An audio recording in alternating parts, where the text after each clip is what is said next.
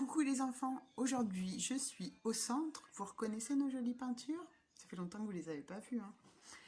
Je vais vous raconter une histoire. Ça fait tellement longtemps que j'ai pas eu ce plaisir de vous raconter des histoires que je me suis dit que j'allais le faire en vidéo. J'ai choisi un conte qui s'appelle « Comment le lion devint roi ».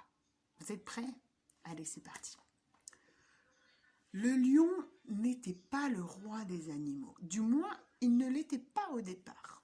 C'était plutôt Dankelele, un grand buffle noir qui régnait sur le peuple des bêtes. Le roi Dankelele était un grand tyran qui gouvernait sans foi ni loi.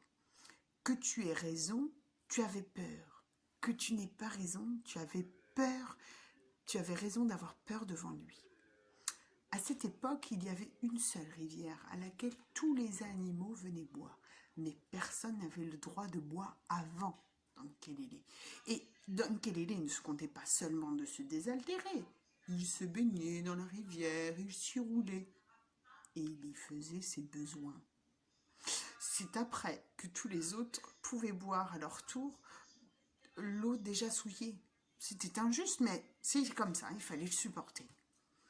Mais la lionne mère, ce jour-là, ne put attendre l'arrivée du roi. Son lionceau, qui venait juste d'arriver au monde, allait mourir de soif. Et elle lui donna un peu d'eau. Et elle en but un petit peu, elle-même. Arriva le roi Dankelele. Il était accompagné des membres de sa cour, des griots, des griottes qui chantaient ses louanges. Ô grand buffle, tu es plus grand que Sundiata le grand, plus grand que Damazon le grand, plus grand qu'Alexandre le grand. Mais le roi Dankelele, quand il fut au bord de la rivière, vit qu'on avait osé boire avant lui. Il se tourna vers son peuple et, les menaçant du regard, hurla de colère. Et sa colère fit trembler tout le monde. Qui est-ce ? Mais qui est-ce qui a donc osé boire avant moi, le roi? Si vous ne me désignez pas le coupable, vous l'êtes tous. Les animaux, terrifiés, se regardèrent dans les yeux.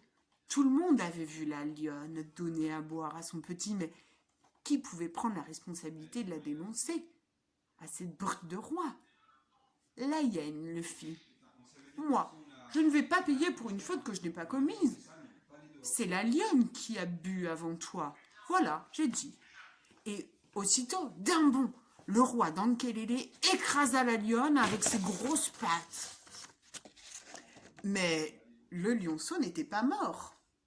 Il s'est sauvé à toutes pattes et est allé se cacher. Il a attendu, jusqu'à ce qu'il soit devenu grand. Et quand il était devenu un grand lion, dont le rugissement retentissait à travers toute la savane, il sortit et il dit au buffle, « Buffle, où est partie ma mère ?» Le buffle, intimidé par la force que dégageait le lion, bafouilla. « Ta mère, la lionne ?» Un conseiller lui souffle à l'oreille.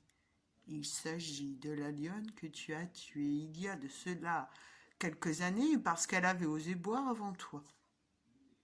Ah oui, c'est vrai, dit le buffle en se tournant vers le lion. C'est la loi. Ce n'est pas moi. La loi, c'est la loi. Ta maman a osé boire avant moi, alors la loi lui a été appliquée. La loi, c'est la loi. La loi, ce n'est pas moi. La loi qui ne s'applique qu'aux plus faibles est une loi injuste. Et le lion se jette sur le buffle, le terrasse et libère le peuple des animaux. Et c'est depuis ce jour qu'il est le roi des animaux.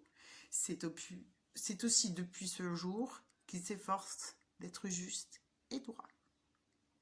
Voilà, j'espère que ce conte vous a plu. C'est un conte que j'aime beaucoup. Voilà. Il explique comment le roi est devenu le roi des animaux de la savane. À très vite, j'espère, pour une nouvelle histoire, en vrai cette fois, pour ceux qu'on verra mercredi, et puis peut-être en vidéo pour les autres. À très vite, je vous embrasse.